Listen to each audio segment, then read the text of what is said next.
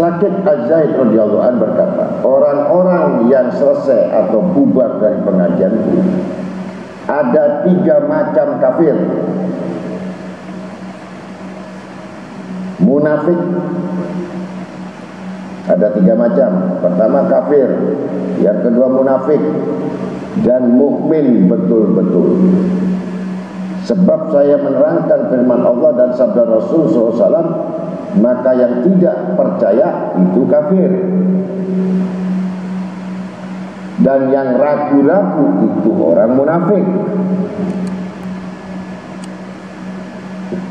Sedangkan yang menyesali perbuatannya dan niat akan mengikuti benar-benar ajaran Allah SWT dan Rasulullah SAW, maka itulah yang benar-benar mukmin.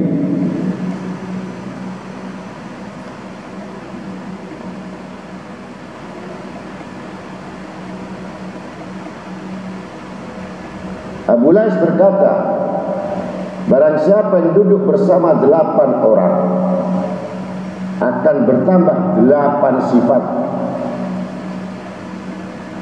dan siapa yang duduk bersama orang-orang kaya bertambah cinta dan suka kepada dunia, dan barang siapa yang duduk bersama orang-orang miskin bertambah akan syukur dan ridho terhadap pemberian Allah kepadanya.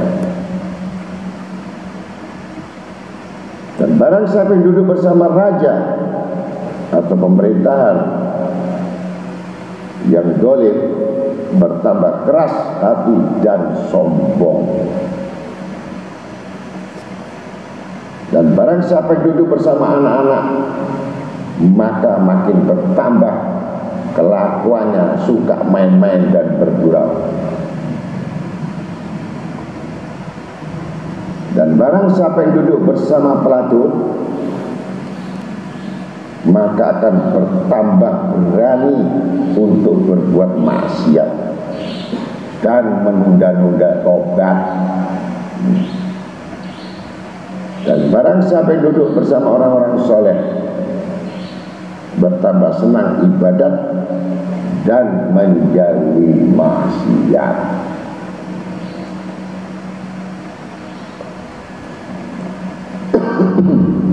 Dan barang siapa yang duduk bersama ulama maka akan bertambah ilmu dan takut kepada Allah.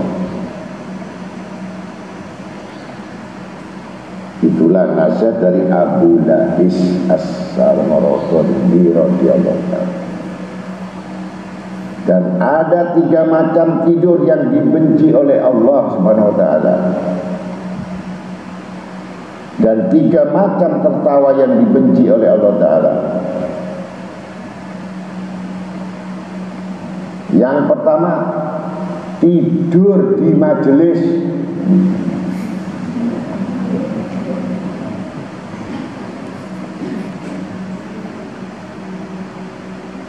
Tidur di, tanya atau tidak, ngantuk apa tidak, kenapa nggak pulang?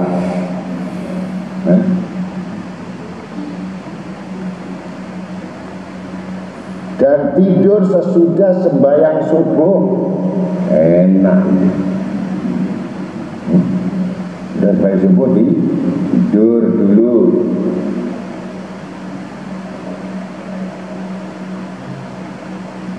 Atau sebelum sembahyang isya, habis maghrib tidur, nanti isyanya jam 11.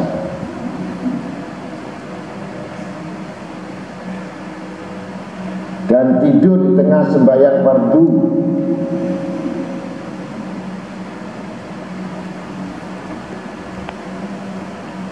Dan tertawa yang dimurkai Allah. Satu tertawa di belakang jenazah ketika mengantarkan jenazah. Yang ketiga tertawa di atas kuburan.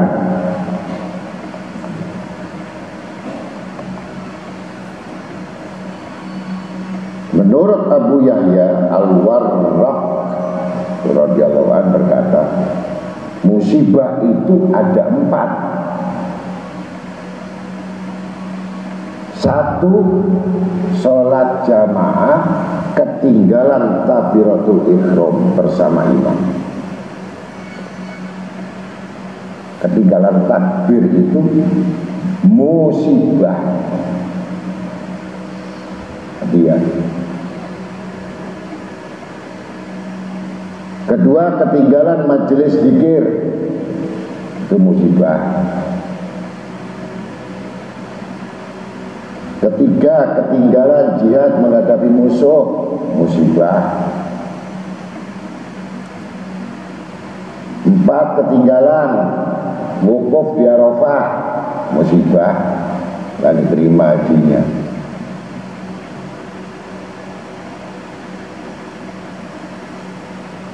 Jika ia sedang akan menunaikan haji. Duduk di majelis ulama itu tujuan agama dan baik untuk badan. Sedang duduk bersama orang-orang fasik, orang zalim, melukai agama dan menjelekkan badan, rusak badan.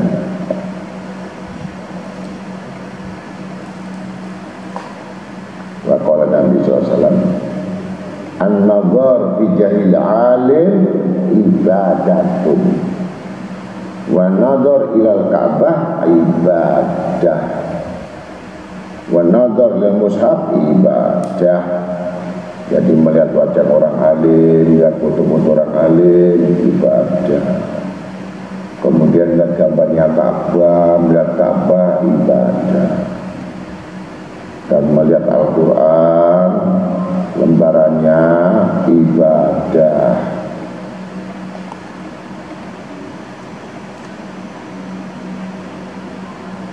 Abu Lais As-Sam'arabandi radhiyallahu anhu berkata, andaikan hadir di majelis orang-orang alim tidak ada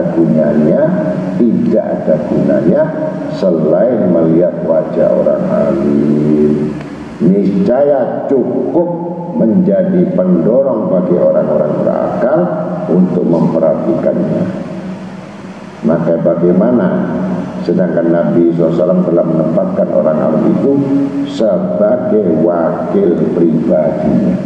Al-ulama al-warasatul anbiya, pewarisnya itu ulama. Dan sabdanya, man zaro aliman faka'anna mazaroni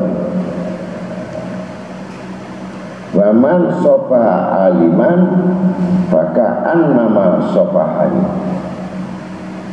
wa man jalasa aliman maka annama jalasani wa man jalasani di dunia ajlasahu Allahumma yaumal qiyamati fi jannati. Artinya, barang siapa yang ziarah pada orang alim, seakan-akan ia berziarah kepadaku, kata Nabi SAW. Dan barang siapa yang berjabat tangan dengan orang alim, maka seolah-olah ia berjabatan tangan kepadaku. Dan barang siapa yang duduk bersama orang alim, maka seolah-olah ia duduk bersamaku. Dan siapa yang duduk bersamaku di dunia, maka Allah akan mendudukannya bersamaku di hari kiamat di dalam surga. Maka jangan duduk sama orang fasik, jangan duduk sama orang zalim. Orang zalim masuk neraka, kamu ikut duduk masuk neraka. Maka jangan suka nongkrong duduk itu pas bicara fasik, mati di kafe amblas, berarti hilang semua saudara-saudara yang namanya amal soleh. Maka Sayyidina Hasan al-Basri berkata, contoh perumpamaan ulama itu bagaikan bintang-bintang. Jika ia terbit, orang-orang mendapatkan petunjuk dengannya. Dan bila gelap, orang-orang pada bingung. Dan kematian seorang alim itu sebagai lubang di dalam Islam tidak dapat ditutup oleh apapun sepanjang masa. Matinya alim, matinya alam. Kan itu dimengerti kedudukan di majelis ilmu itu, keutamaan-utamanya, sehingga disitulah ketika sama Abu Dzar Rasul Shallallahu Alaihi Wasallam ketika berjalan, ya Abu Dzar, tahukah kamu kebun surga itu apa? Cukup yang mengetahui Allah dan Rasul. Kalau begitu ikutlah.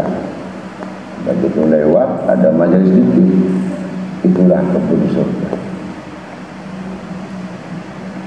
Jadi Islam menunjuk itu kebun surga. Orang baca zikir, ada baca Quran, baca wirid, baca rotib, baca aurat-aurat lainnya, itu dianggap kebun surga. Ikutlah kamu di dalamnya, niscaya kamu adalah bagian orang masuk surga. Mari kita berjalan lagi. Maka bijak dia lagi sama Rasulullah. Tahukah kamu orang yang paling utama di dalam surga? Cukup Allah dan Rasulnya yang mengetahui. Nah, di situ lihat ada orang diskusi al-mudakarah, bertanya ilmu, bertanya nasihat ilmu, bertanya soal hukum, bertanya soal fikih, tauhid, akhlak. Disitulah itulah puncak dari kedudukan ilmu. Disitulah Allah mencintai orang-orang yang ingin menambah ilmu. Mari kita masuk di dalamnya dan kita duduk bersama. Jadi antara amal dan ilmu, amal pun masuk surga, ilmu pun dapat surga. Tapi ilmu kedudukan ilmu, sedangkan amal itu masih di bawah daripada ilmu. Maka jangan berpikir masalah amal, tapi berbicara masalah ilmu. Kalau ilmu pasti amal, kalau amal tentu ilmu. Itulah yang begitu pun kata Imam Ghazali disebutkan, sudah untuk ilmu saja nggak ngajar, salah lagi. Wa qala Abu Hamid al-Ghazali al-alim al-kaila amilun, al-amilun al-kaila al-mukhlisun, wal mukhlisun ala khatarin azim. Apa kata Imam Ghazali? Orang yang berilmu tidak diamalkan hancur binasa. Jadi ilmu kalau nggak diamalkan hancur dan binasa. Harus diamalkan. Murid harus punya wirid-wirid yang istiqomah. Murid harus wajib punya wirid-wirid yang istiqomah. Kalau tidak diamalkan, tidak punya wirid, maka itu dihapus, dibinasakan. Yang pertama. Yang kedua, al-amilun al-ka'ilan mukhlisun. Ketika sudah beramal, ketika sudah mengamalkan, ya, hancur amal itu, binasa ilmu itu kalau enggak ikhlas. Kalau tidak ikhlas. Dan orang yang tidak ikhlas itu masuk neraka. Karena orang tidak ikhlas itu pasti riya.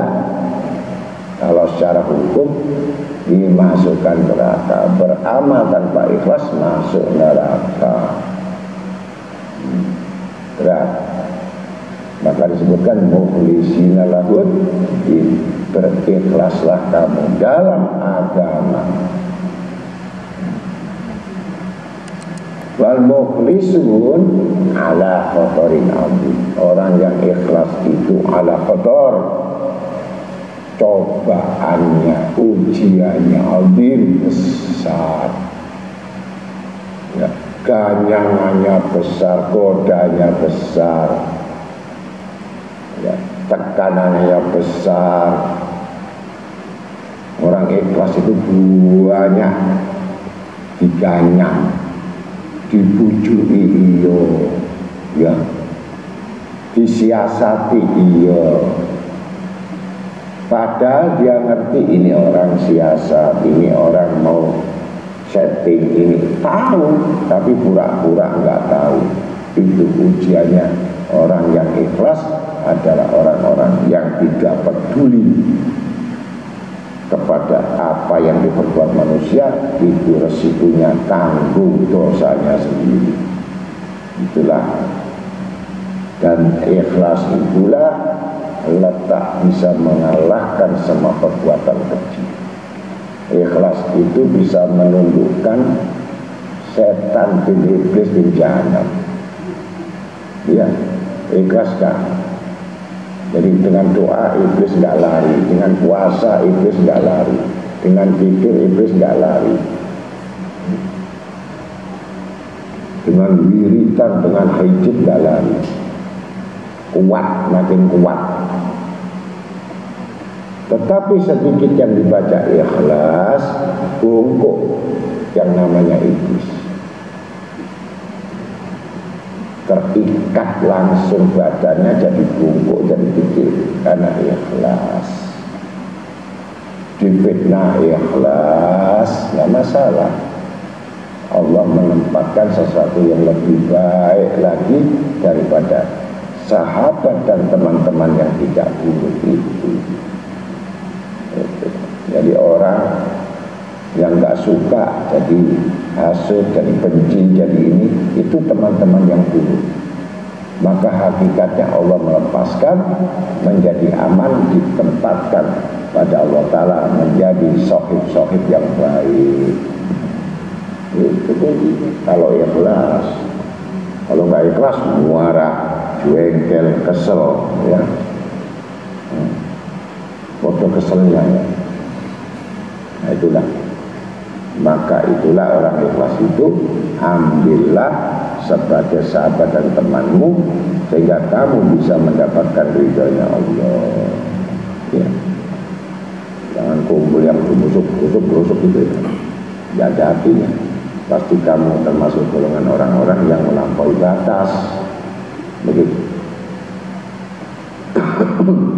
Karena ikhlas ini kuncinya dari semua amal, kuncinya dari semua kabulnya doa, kuncinya dari semua amal yang diterima, ikhlas itu. Tapi kalau kita melakukan amal tidak ikhlas, apapun banyaknya, bentuknya, semua yang dianggap baik, tidak ada artinya, semua digugurkan alias batal amal tersebut. Itu menangnya orang yang mukhlis, orang yang ikhlas itu adalah kedudukan paling mulia di sisi Allah. Sesudah sabar, jadi syukur dulu, sabar dulu, baru ikhlas. Gak bisa langsung saya ikhlas, syukur gak punya, sabar gak punya, langsung ikhlas. Itu gak mungkin.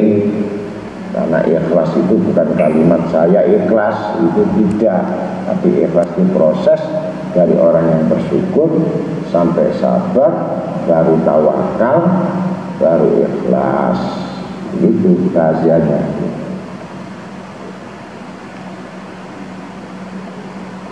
Hanya satu hikayat yang demikian kuatnya orang-orang yang menahan agar bisa masuk surga. Sayyidina Umar bin Khattab ya, hanya belajar untuk mencapai mengeterapkan ikhlas. Tiap malam itu keluar Sayyidina Umar.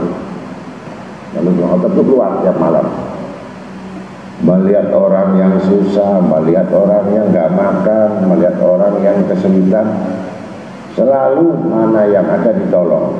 Itu Sayyidina Umar. Dan tidak ada yang tahu kalau dia Sayyidina Umar. Pada khalifah, perdana menteri, ya, menteri keuangan, orang kaya Sayyidina Umar. Ketika pada suatu saat di Madinah melihat orang itu hamil besar, merintih, didengar.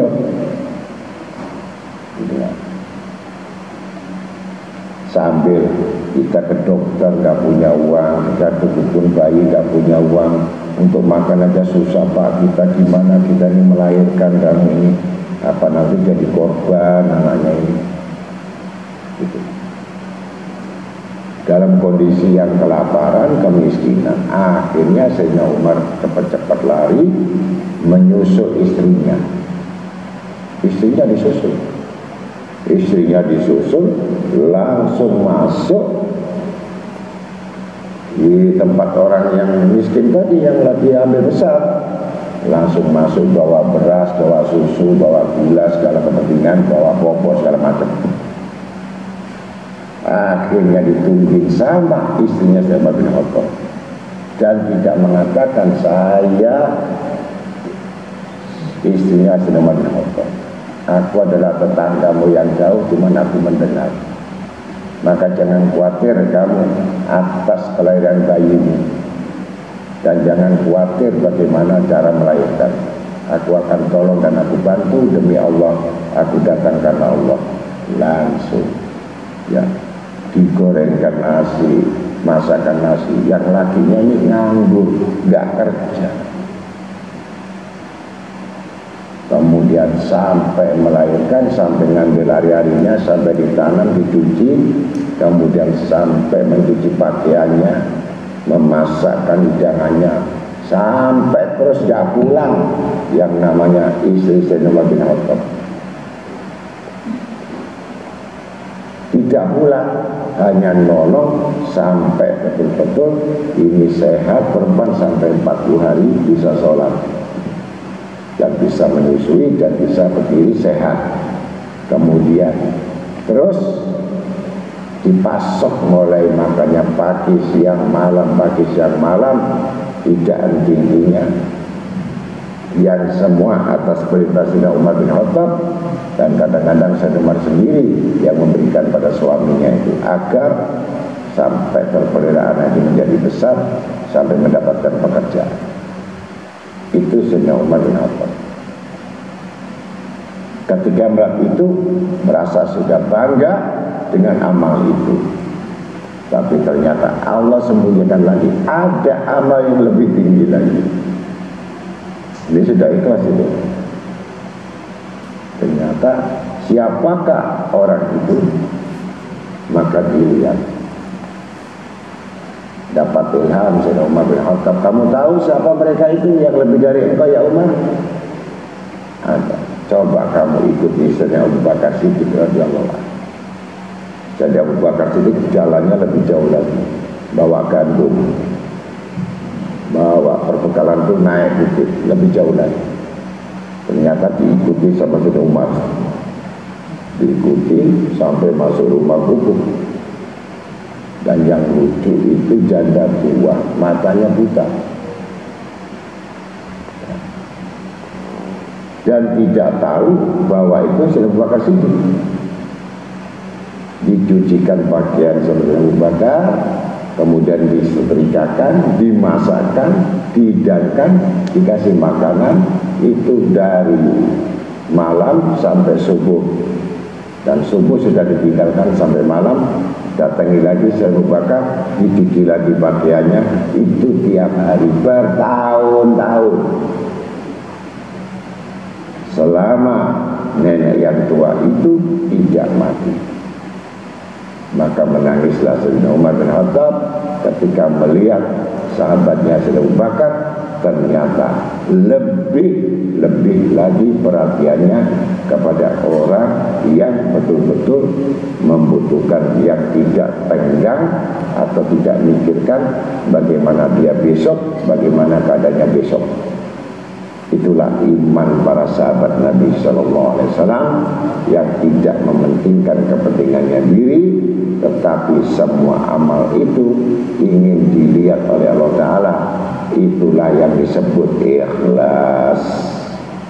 Menuntut ilmu gak ikhlas, sia-sia. Datang tidak ikhlas, sia-sia. Datang kalau kita gak betul-betul ikhlas adalah perbuatan yang sia-sia.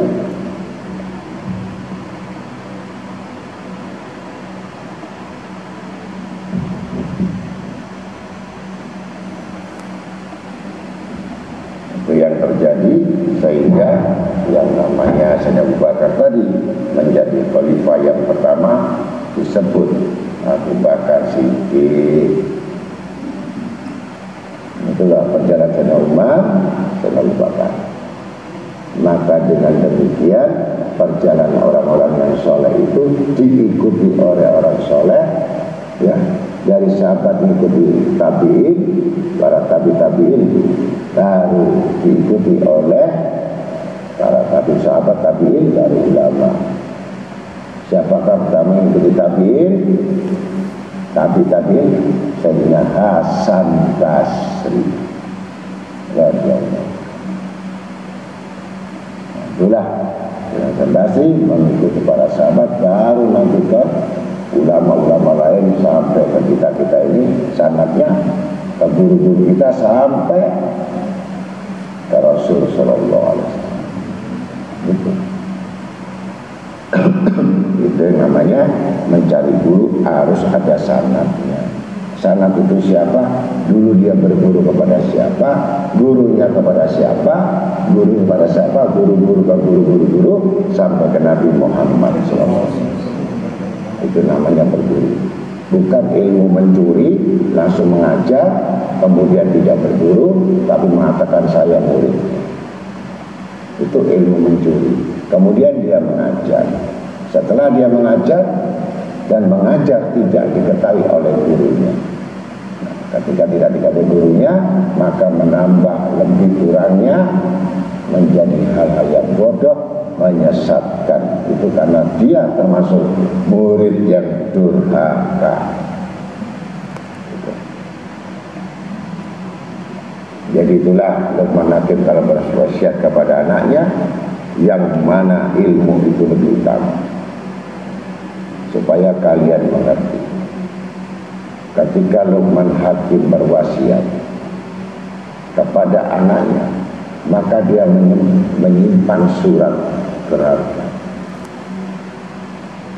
Surat itu dimasukkan di dalam kotak emas, berlian emas, kotak yang semua berlapiskan batu-batu permata. Luqman Hakim orang kaya, akhirnya meninggal. Dibukalah kotak itu sama anak, terkejut. Ternyata isinya bukan emas, bukan BPKB atau sertifikat atau surat gaden, ya, tetapi isinya cuma satu lembar. Namanya anak-anak ya marah, bagaimana ayah saya itu, maka dibacalah gitu sama putranya ini. Dilihat rumahnya sana dikasih yayasan, kudanya sana, kebunnya dikasih yayasan, semua hartanya kasih yayasan. Anaknya kebagian rumah kecil aja, pabriknya, kebunnya semua diwakafkan semua. Mau marah gimana anaknya? Dan sudah dihibahkan semua, tinggal cuman surat. Terpaksa nggak mau sambil nangis baca surat. Wahai anakku, aku tidak meninggalkan harta warisan. aku meninggalkan 3 perkara. Yang pertama, kata Luqman Hakim dalam wasiatnya, carilah ulama atau guru atau mursyid yang mempunyai ciri-ciri, 3 ciri-cirinya. Yang pertama,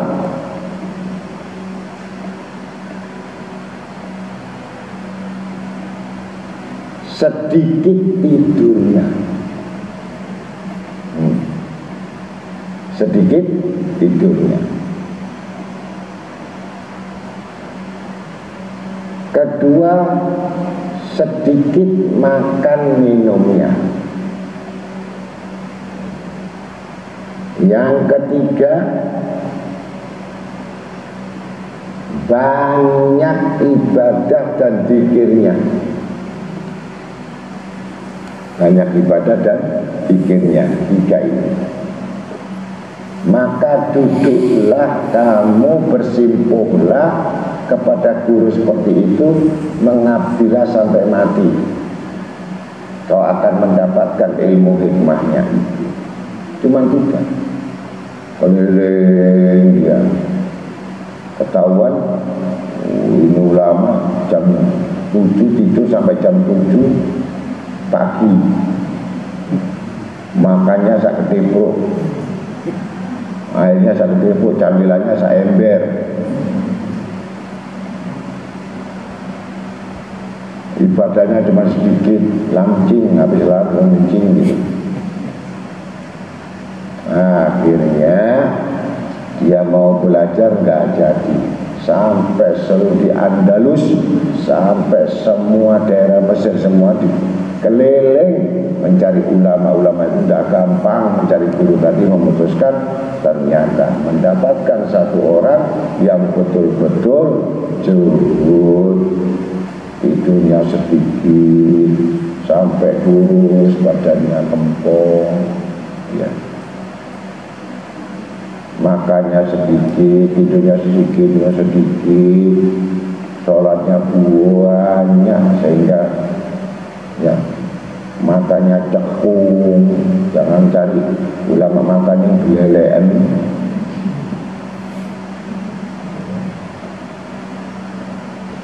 Dan tidak akan kamu dapatkan ilmu dari orang-orang yang perutnya kenyang, yang banyak tidur, ya. Kemudian apa? Sedikit ibadahnya, sedikit ini, ngomongnya banyak, energinya kuat. Kalau orang tua yang itu ngomong banyak. Nanti kalau lemas baru tidur. Mudah-mudahan 3 kali ini ternyata ketemu ulama itu langsung berhikmah. Ketika berhikmah dapat ilmunya, pulang lagi ke negaranya, langsung mengajar. Ternyata seluruh penduduk Basra, penduduk Mesir, penduduk Syam itu tahu bahwa ada putra Luqman Hakim yang mengajar. Mereka berbondong-bondong, ada yang bawa ini, bawa semua, bawa semua. Karena sangat tingginya ilmu hikmahnya. Akhirnya udah dulu hilang punya bapaknya, yayasan hotel yang hilang, semua yang hilang semua dikasihkan orang. Semua itu kembali 10 kali lipat daripada apa yang dihilangkan. Udah ilmu dapat, hartanya dapat, kekayaannya dapat, kesenangannya dapat. Ya, di situ baru menyadari orang tuanya bahwa ilmu itu ternyata lebih utama daripada harta. Karena ilmu itulah yang menguasai harta, sedangkan orang berharta, manusia dikuasai harta. Maka untuk itulah Luqman Hakim sukses, berhasil mendidik putranya lain untuk mengambil ilmunya. Pedihnya, sakitnya dalam menuntut ilmu, kemudian dia mengajarkan, akhirnya mendapatkan kemuliaan dari sisi Allah SWT. Mudah-mudahan yang demikian ini ambil acara atau berita acara yang mana ciri-ciri khas yang demikian itu agar kita bisa mendapatkan pelajaran-pelajaran, yaitu sirwah bifadlillah dan asal-asalnya dari guru-guru kita. Dengan demikian kita akan mendapatkan satu keselamatan dunia dan akhirat, barokah